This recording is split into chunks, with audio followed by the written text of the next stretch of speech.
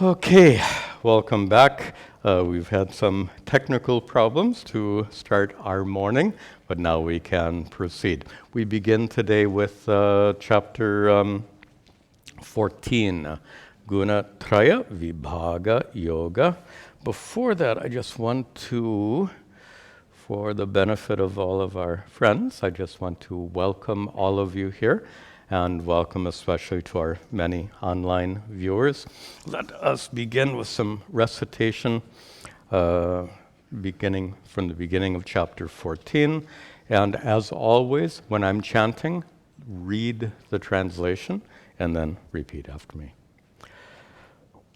Shri Bhagavanu Vacha, Shri Bhagavanu Vacha, Param Bhuya Pravakshyami, Param Bhuya Pravakshyami, Jnananam Jnanamuttamam, Jnananam Jnanamuttamam, Yajñātva Munaya Sarve, Yajñātva Munaya Sarve, Param Siddhimito Gataha, Param Siddhimito Gataha, Idam Jnanamupashritya, Idam Jnanamupashritya, Mama Sadharmyamagataha, Mama Sadharmyamagataha, Sarge Pinopajayante, Sarge Pinopajayante,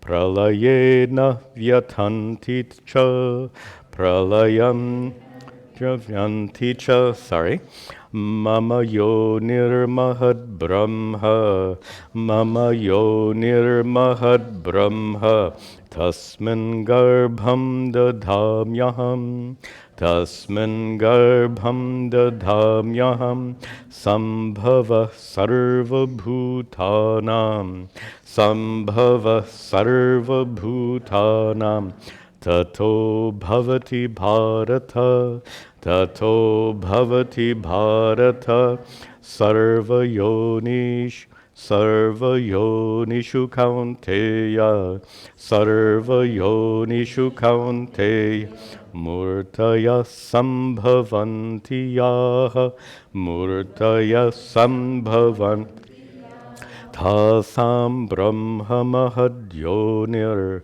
Tasam Brahma Mahadyonir, Aham Bija Pradah Pita, Aham Bija Pradah Pita, Sattvam Rajas Tamahiti, Sattvam Rajas Tamahiti, Guna Prakriti Sambhavaha, Guna Prakriti Sambhavaha, Nibadhanti Mahabaho, Nibadhanti Mahabaho, Dehe Dehinam Avyayam, Dehe Dehinam Avyayam. Very good.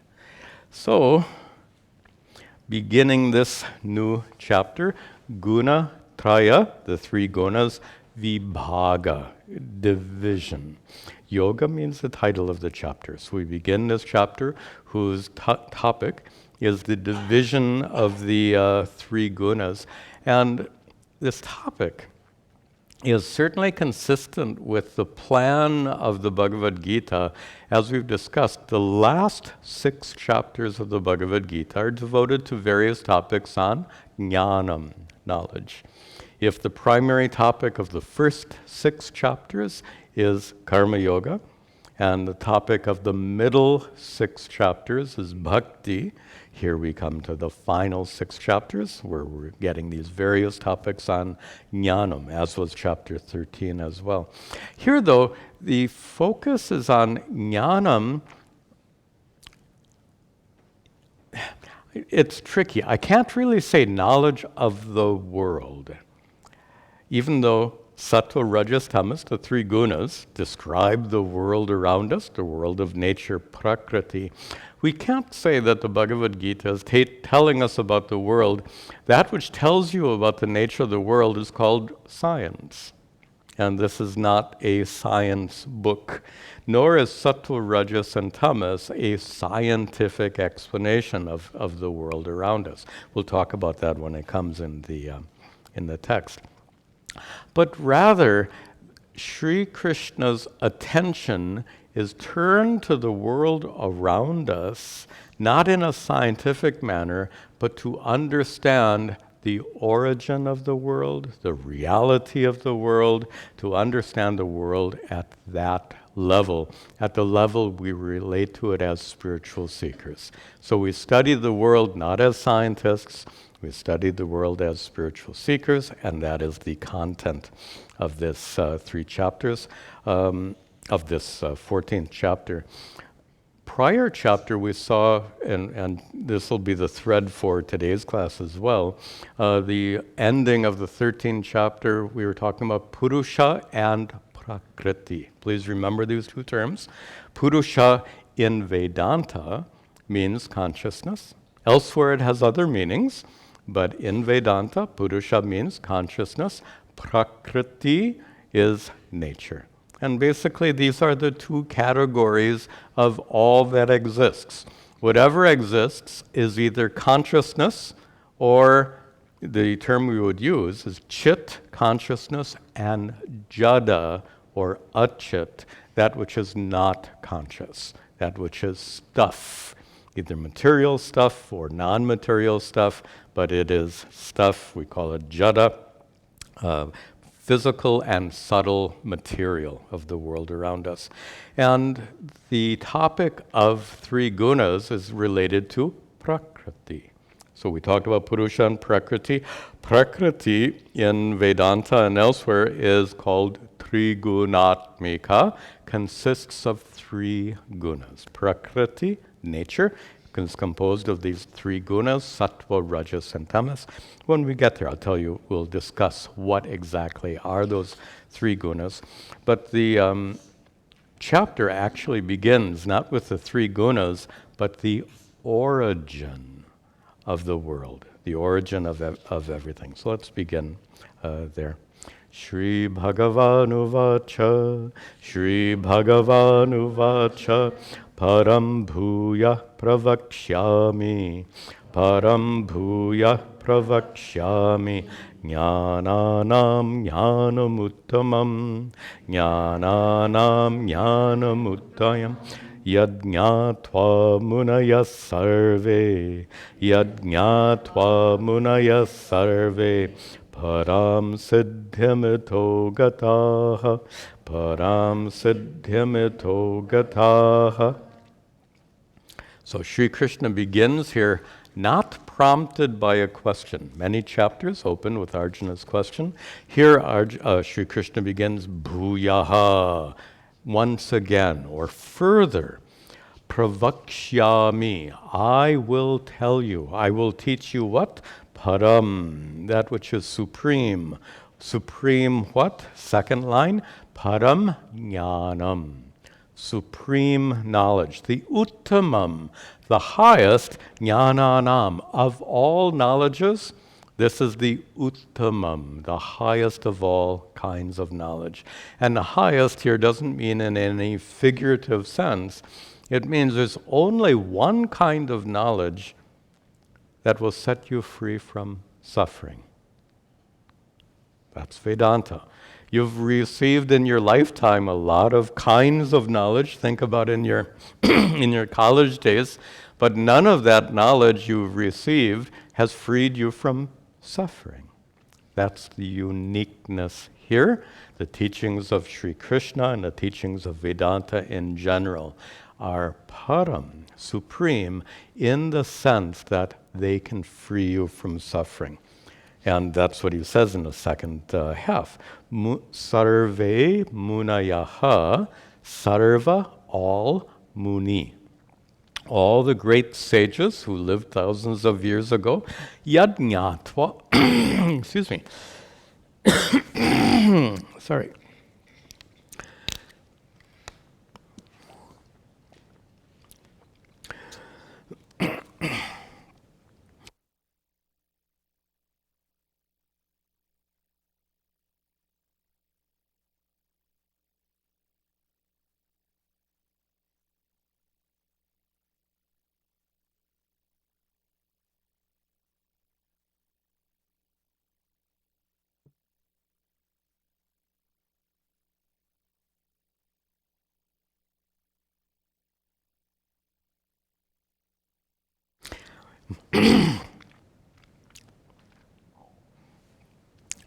More technical problems.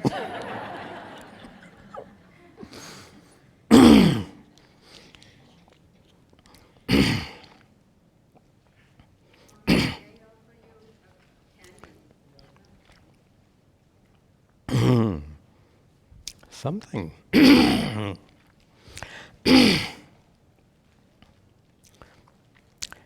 Maybe if I eat something, it'll clear. There's something stuck there.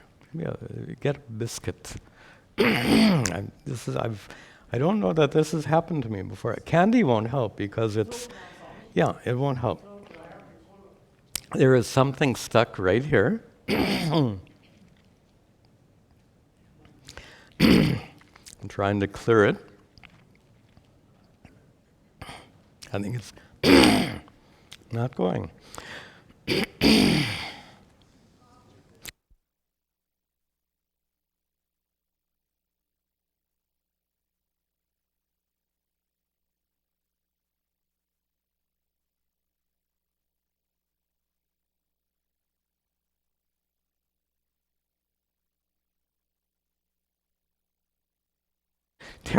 Sorry for making all these terrible noises up here. Make you squeamish. Anyway, there is something down here. It seems to be gone. We'll see how we go here. So, second half. Sarve munayaha, all the rishis, all the ancient sages. What about them? Yajñatva, having gained this knowledge which is uttamam jnananam, the highest of all kinds of knowledge, the knowledge which is param, highest, supreme, and as I said, supreme in the sense that this is the knowledge that can remove suffering. Thank you. I think it's gone. So what about this? So all those munis, having gained this knowledge, itaha gataha, last line, after leaving this life, param siddhim, they reached the highest state of perfection. Which means, in this after gaining this knowledge, they became free from suffering here in this very life, and itaha gataha, and they left this world never again to return to suffering. They reached param siddhim, the ultimate perfection, having reached, the scripture says again and again, having reached which there is no return. And he says that also in the next verse.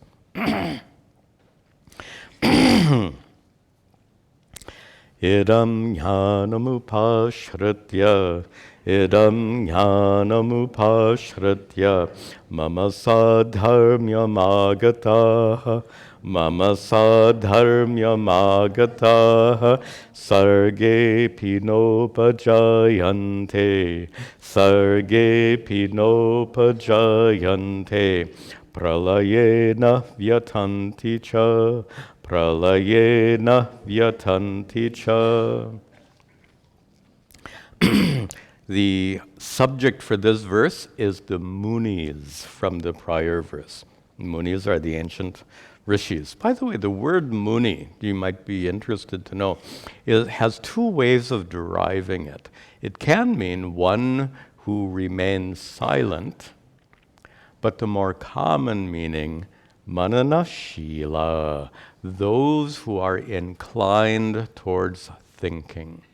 So a good translation would be the contemplative ones. Nice translation. If you want to be more literal, those munis are the contemplative ones. And what about them? Idam jnanam, this knowledge, the knowledge that frees you from suffering, upashritya, resorting to this knowledge, gaining this knowledge which frees you from suffering. Sri Krishna says here, mama sadharmyam agataha. Agataha, they reached what? Mama, my, sadharmyam. Same state, same nature. They, and to paraphrase it simply, they reached me. they abide in me. And he's referring specifically to after they die. In the prior verse said, Ito gataha, after leaving this life. So in this life, they gained complete freedom from suffering. And then after death, you hear again and again, there's no rebirth.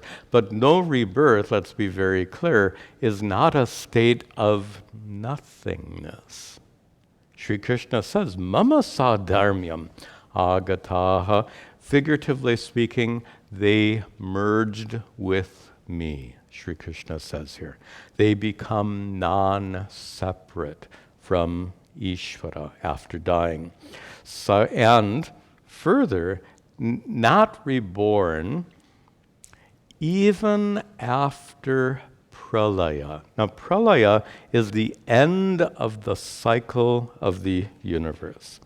So you can imagine that they become free from death they become free from rebirth for the remainder of this cycle of creation. But then what about the next cycle?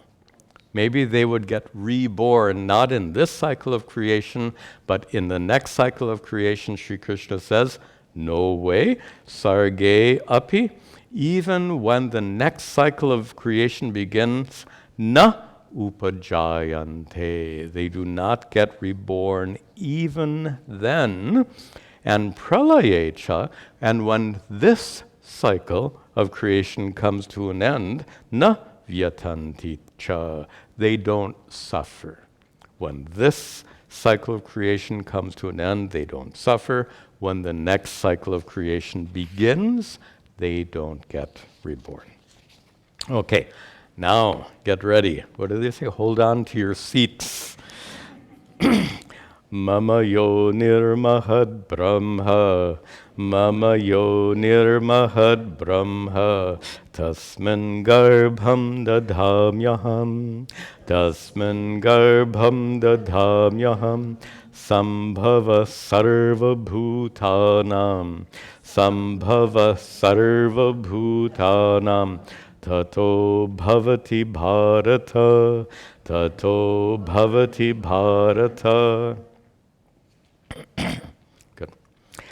Here, Sri Krishna wants to describe how the universe came into existence using a highly symbolic manner of teaching. So how did you and I come into existence? And the answer, of course, is because of our parents. So there is father, male, and mother, female. Well, this male and female principle is highly symbolic. Remember when we were talking about Purusha and Prakriti?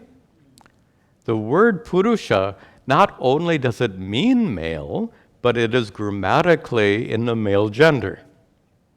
The word Prakriti, which means nature, is grammatically in the feminine gender. So Purusha is the male principle, Prakriti is the female principle. Remember the meanings now. Purusha is consciousness. So consciousness is the male principle.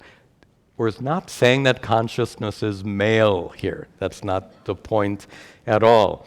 In fact, most of the words for consciousness in Sanskrit are neuter in gender. Interesting.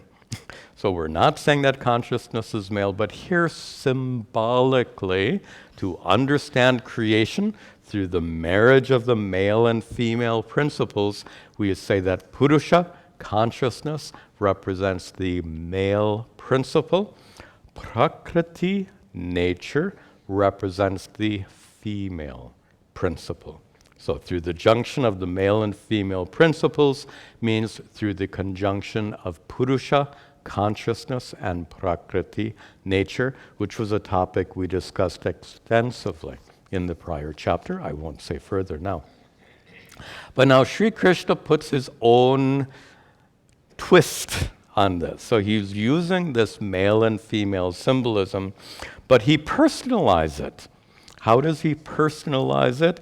He says, Mama yonihi, which is a very interesting expression, when Sri Krishna says, my womb. Sri Krishna has a womb. He says, Mama yonihi, my womb is Mahad Brahma. Let me just get you the second line, and then we'll peel this apart. And tasmin, there in my womb, garbham dadami aham. Aham, I. Dadami, I place. Garbham here can mean like embryo or ovum or something. Here it actually means the semen, the seed, it means in this particular context. So let's set aside that word Mahad Brahma, we'll come back to it, but look at what he's saying here. It's a little wild, if I can use the American expression.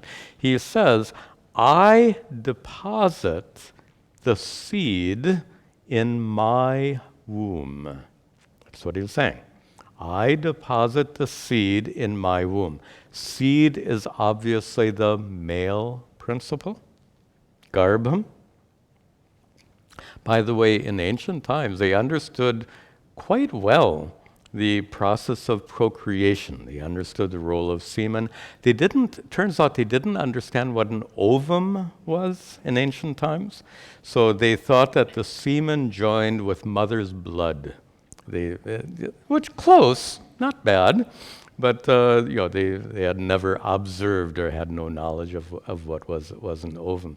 But other than that, they understood the process of procreation well enough. So here, using that metaphor, the metaphor of human procreation, Sri Krishna deposits the seed, which means consciousness. Just like man is the source of the seed, Sri Krishna is the source of consciousness, is what's being taught here. It is highly symbolic. Then he says, I deposit the seed into my own womb, showing that Sri Krishna is both mother and father. Remember here, Sri Krishna is speaking not as Arjuna's charioteer, not even as an avatar of Lord Vishnu. Sri Krishna here speaks as Ishvara. And Ishvara truly is mother and father of us all, of all that exists. So that's the symbolism being used here. So Sri Krishna says, I deposit dadami, literally, I place. The garbham means seed here. I place the seed, representing the male principle of consciousness. I place it where? Mama yonim, in my womb. And my womb, now that's an odd expression. What does Sri Krishna mean by my womb? And it gets even more challenging here, because he says, my womb is Mahad Brahma, the vast Brahma. And all commentators spend a long time explaining this Mahad Brahma because it's not what it seems. It's not a, first of all, it's certainly not Brahmaji. But you might think it's Brahman, the absolute reality. That's not the context here. Usually Brahma refers to the absolute reality, the reality because of which everything exists. Here, Sri Krishna is using it in a root meaning. The root meaning of Brahma is to expand. It comes from a verbal root, brih. Brih means to grow, to expand. To grow and expand how much? Mahat. Greatly, infinitely. To grow or expand infinitely is what's meant by Mahat Brahma. Very unusual meaning. That's why we have commentaries. So Mahat Brahma, that which grows or expands infinitely, is Mama Yonim. Sri Krishna says, my womb. He's describing here Prakriti. that which expands and becomes the universe is Prakriti. So when Sri Krishna says, Mama Yonim, my womb, he is a possessor both of the seed, consciousness, the male principle, and he is a creator of Prakriti, the female principle. This is how we understand Ishvara, mother and father, possessor of the male principle consciousness and possessor of the female principle Prakriti, nature, which is going to turn out to have 3 gunas, which is what we will be discussing shortly. Let's continue. Sambhava sarva bhutanam. Sambhavaha, the origination, the arising, the birth. Sarva bhutanam, of all creatures, of all that exists. Tataha bhavati. Bhavati comes, tataha, from that. All that exists comes from that, Bharata, O Arjuna. Everything that exists comes from that what the seed, male principle representing consciousness, being figuratively placed in the womb of Prakriti, nature. So that's right back to what we were discussing in chapter 13. Purusha and Prakriti, consciousness and nature brought together, means us, living beings, the product of both. We all possess physicality, Prakriti, and we are all fundamentally conscious beings. That consciousness is embodied. Embodied consciousness is a living being, and Sri Krishna here is using the symbolism to explain how consciousness gets embodied. Highly symbolic. How does consciousness get embodied? Well, at a cosmic level. He says that he places the seed of consciousness in the womb of Prakriti. That's at a cosmic level. What about at a personal level? So how did your consciousness get stuck in your body? That's our next question, and that's our next verse. Sarva yonishu kaunteya, sarva yonishu kaunteya, murtaya sambhavantiyaha, murtaya sambhavantiyaha, tasam brahma mahadyonir, tasam brahma mahadyonir, aham bija pradah pita, aham bija pradah pita. Kaunteya, O son of Kunti Arjuna, sarva yonishu murtayaha sambhavanti. Murtayaha, forms, like your form and my form, the forms of living beings. That came? No. Okay. So these human forms, sambhavanti, they are born where? Sarva yonishu. Prior verse, Sri Krishna talks about my yoni. Here he's talking about sarva yonishu, which is not symbolic or figurative. It's actually quite literal. In the wombs of all women, we are born.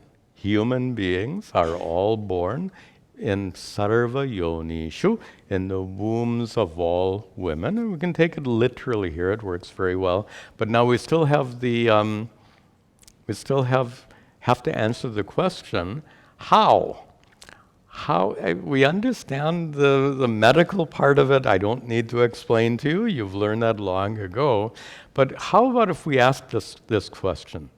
How does your consciousness get associated with that sperm and ovum in your mother's womb? How does consciousness get associated? Can you answer the question?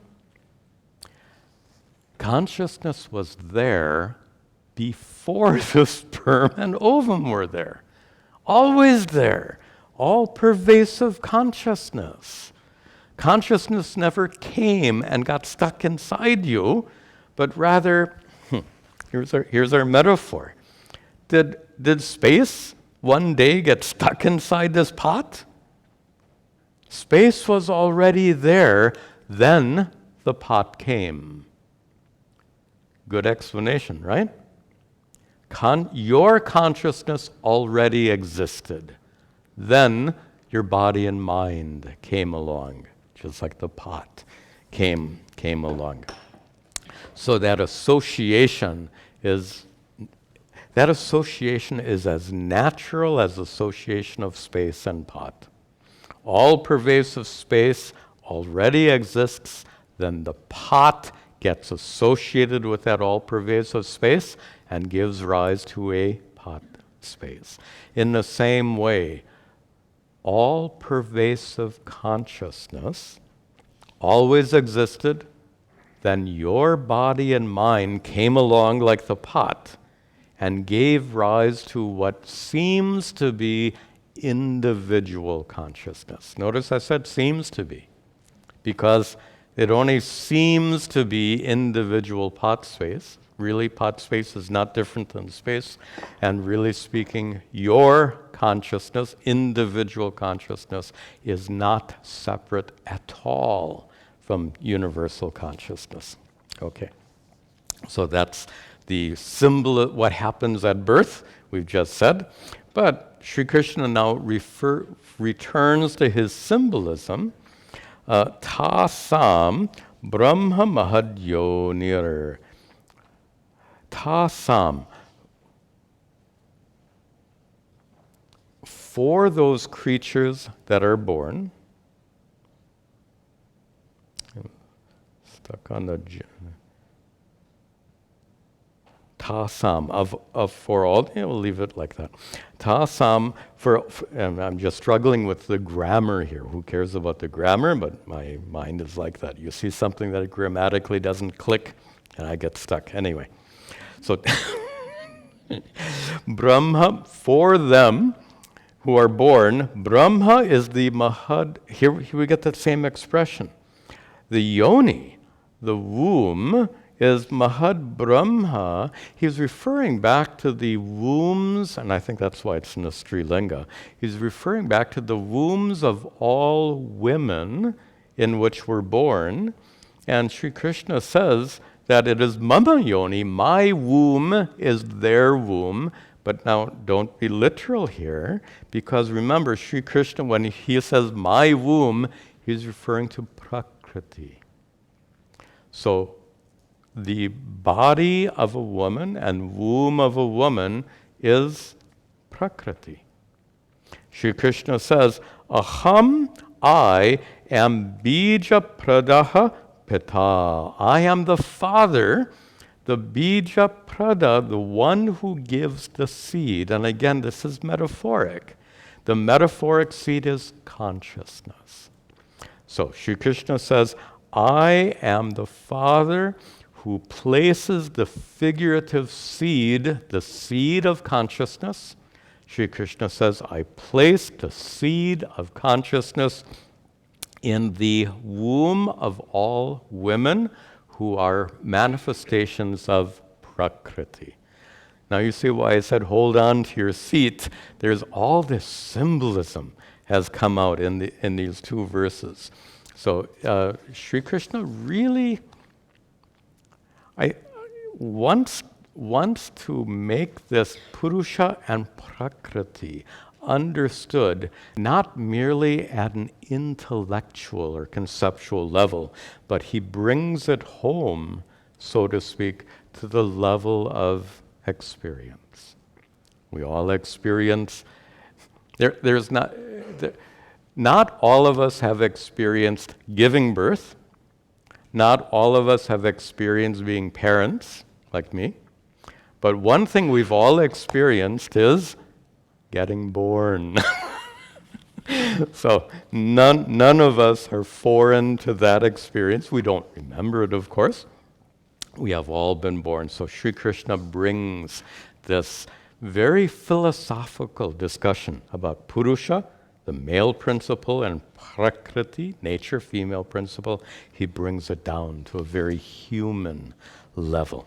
Okay, let's continue. Sattvam rajas tamahiti, sattvam rajas tamahiti, guna prakriti sambhavaha, guna prakriti sambhavaha, nibadhanti mahabaho, nibadhanti mahabaho, dehe dehinam avyayam, dehe dehinam avyayam. Sattvam, rajas, and tamas. The sakara of tamas disappeared due to grammar rules. So these are the three gunas. We translate guna as quality. These doesn't work. I know it's the most common translation, I think, is quality, but quality is something that can change and the object still exists. This cup could be brown instead of white. Color is a quality.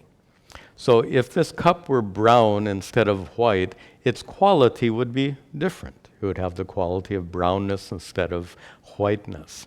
But this pot, we could say, is made of tamoguna, tamas.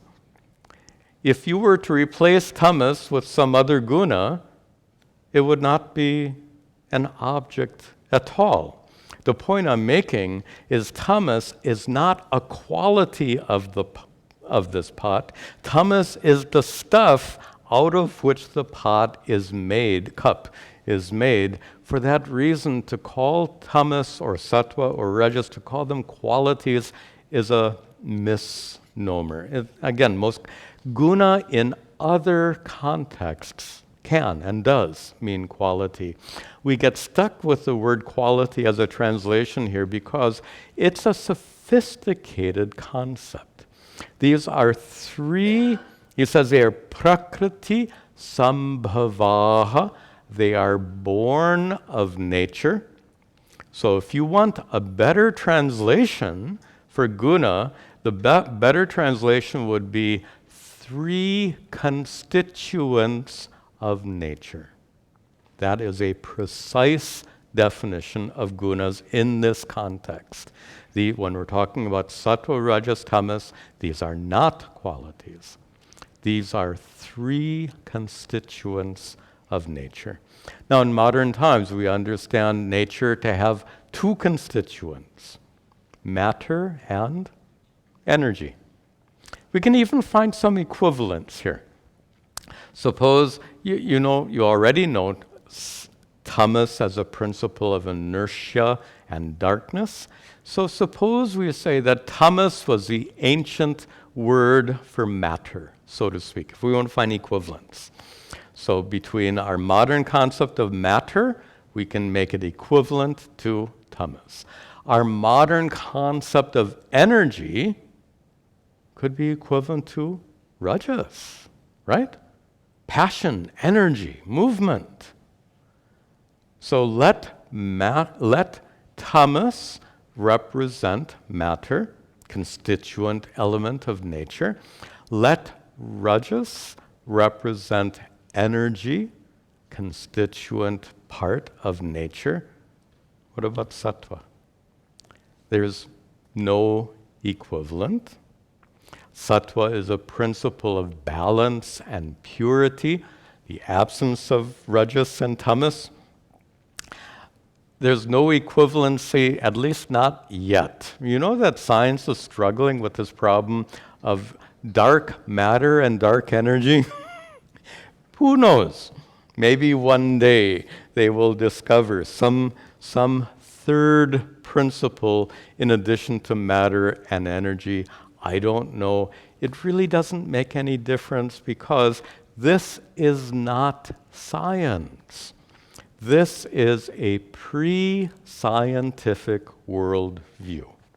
So just as we look at nature in terms of matter and energy, that's our modern scientific worldview, in their pre-scientific worldview, they looked at the world through the lens of these three gunas, sattva, rajas, and tamas. So that's how they understood the world to have these three constituent parts or elements, the three gunas.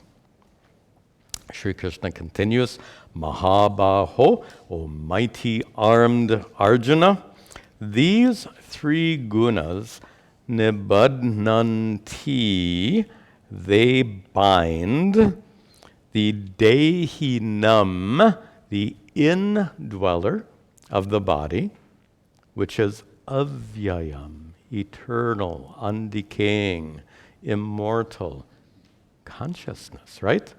Dehinam, the indweller of the body, is consciousness. Purusha is a term we used before. So these three gunas, nibadnanti, they bind dehinam, the consciousness, to dehe, to the body.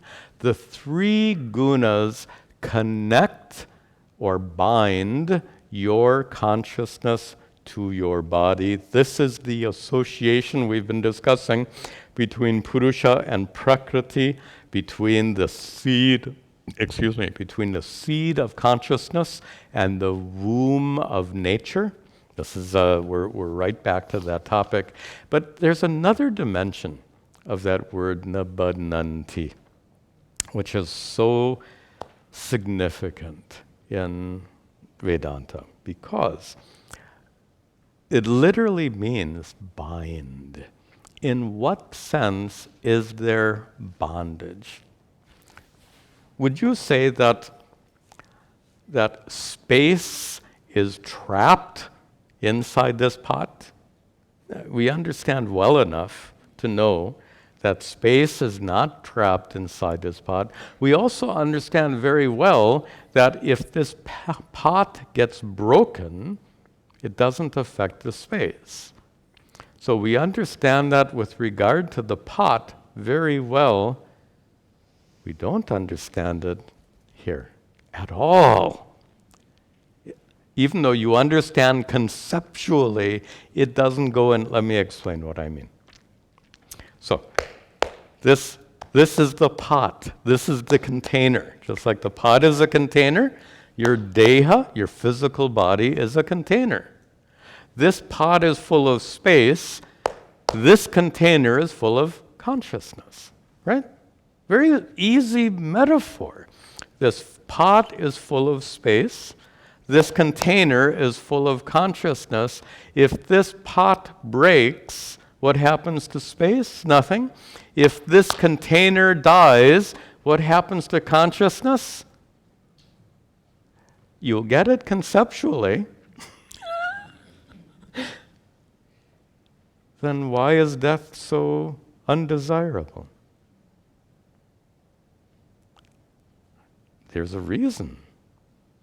And the reason, I joked about this recently, and that is a problem of identification.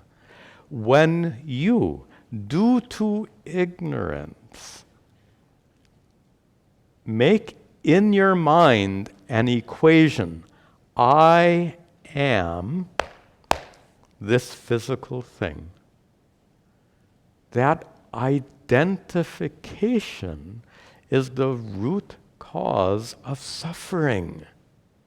Notice how clear it is that this space is utterly independent of the pot. Space is a completely different kind of reality than the pot. What is the connection? There being such different kinds of reality, there's really no association whatsoever between pot and space. Pot is a physical reality. Space is not a physical reality. This container is a physical reality. Consciousness is not a physical reality. They are completely independent. Yet, why is that concept not prominent in our thinking? And the answer I've just explained: identification.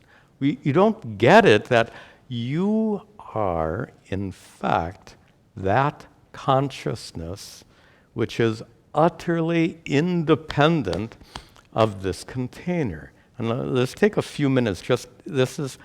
I like to dwell on this topic because this is the kind of topic that can transform your thinking and transform your life. So let me spend just a few minutes on this.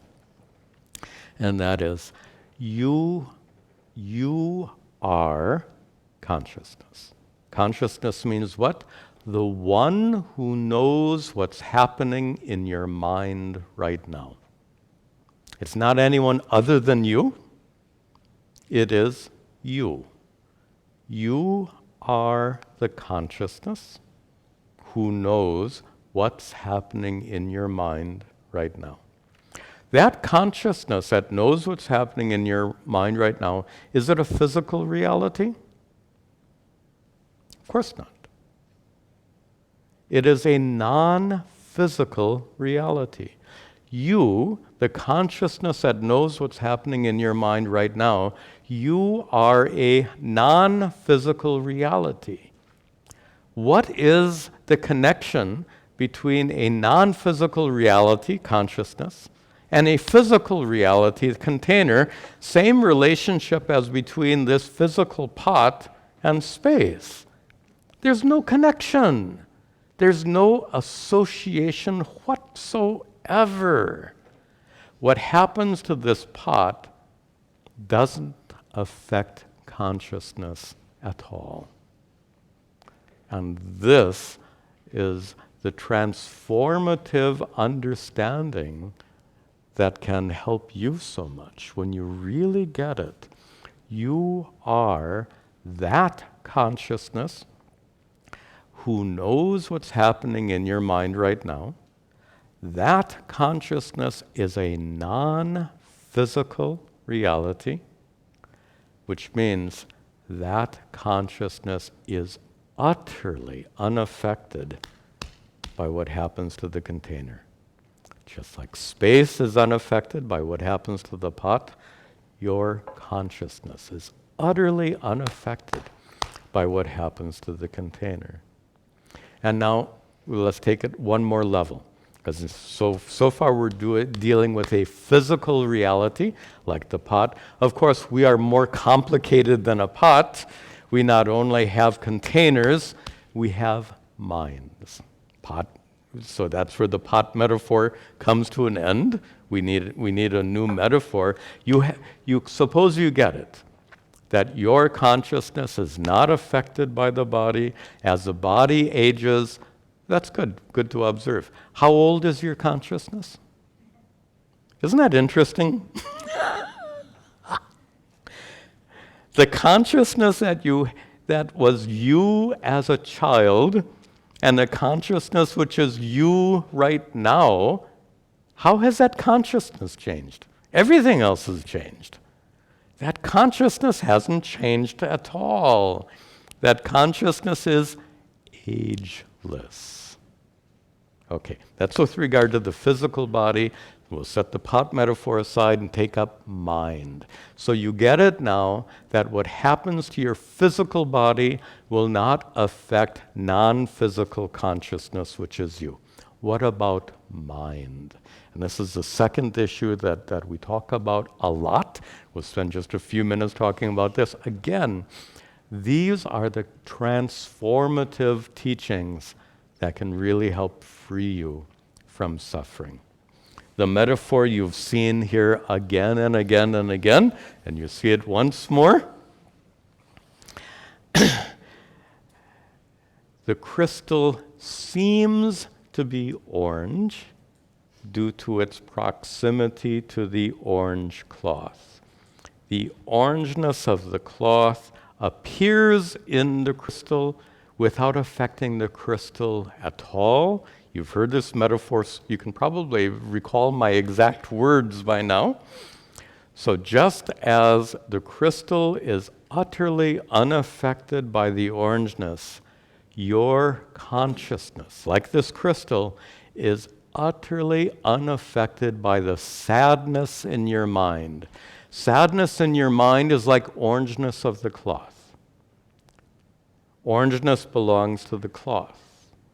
Sadness belongs to your mind. When sadness is in your mind, you remain the consciousness who knows the presence of sadness in your mind, correct? That means you, the knower of your mind, are separate from the known. Knower and known, we had this extensively in a prior chapter. As consciousness, you are the knower and your mind is known.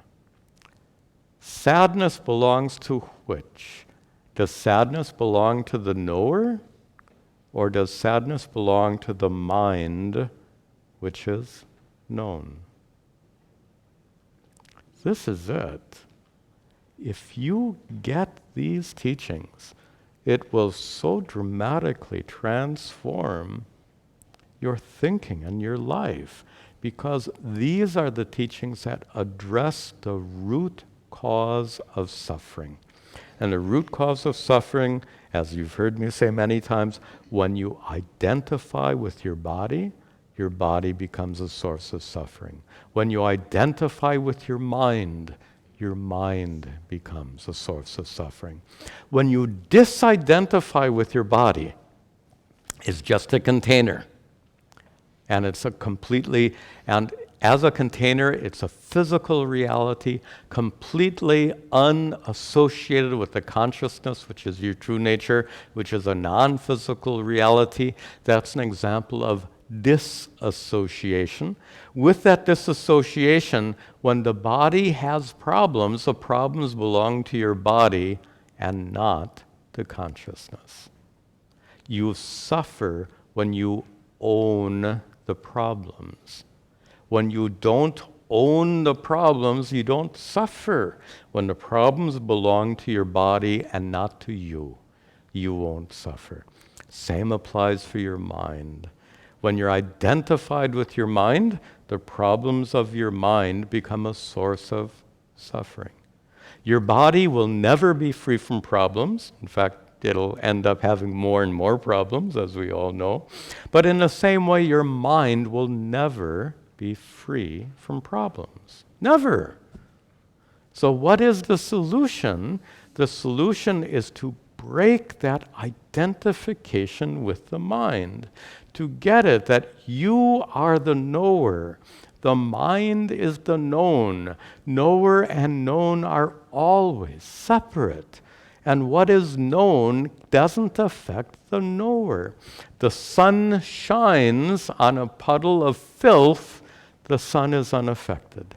The sun shines on a sacred temple, the sun is unaffected. The revealer is unaffected by the revealed. The shiner, so to speak, is not affected by what the illuminer is not affected by the illumined.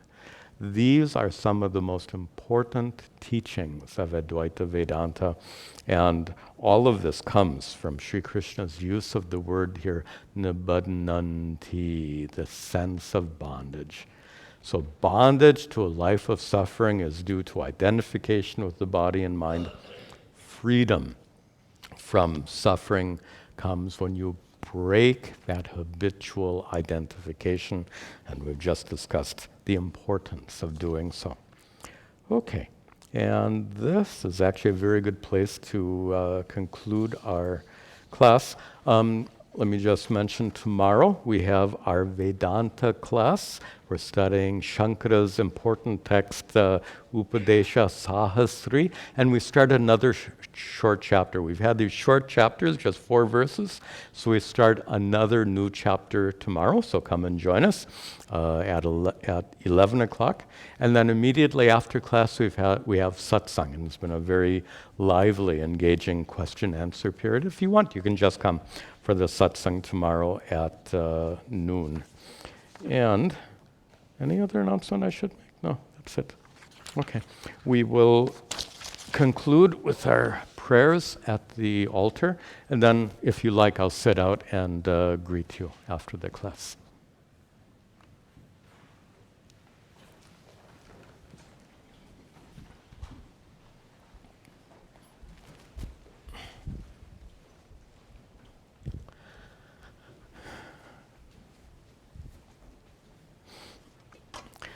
Om Gananahan Tva Ganapatigam Navamahe Kaving Gavinam Upamashravastamam Jeshtarajam Brahmanam Brahmanaspataha Nashranvan Uttabasira Sadhanam Om Ganapataye Namaha Ishvaro Gurudhatmeti Murti Bheda Vibhagine Vyomavad Vyapta Dehaya Dakshina Murtaye Namaha Vasudeva Sutam Devam Kamsachanuramardanam Devaki Paramanandam Krishnam Vande Jagadguru.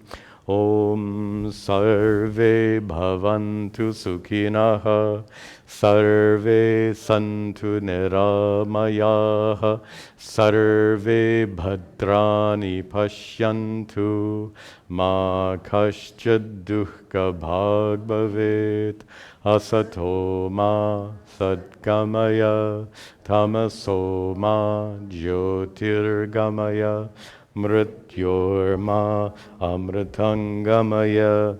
Om Shanti Shanti Shanti. Om Tat Sat.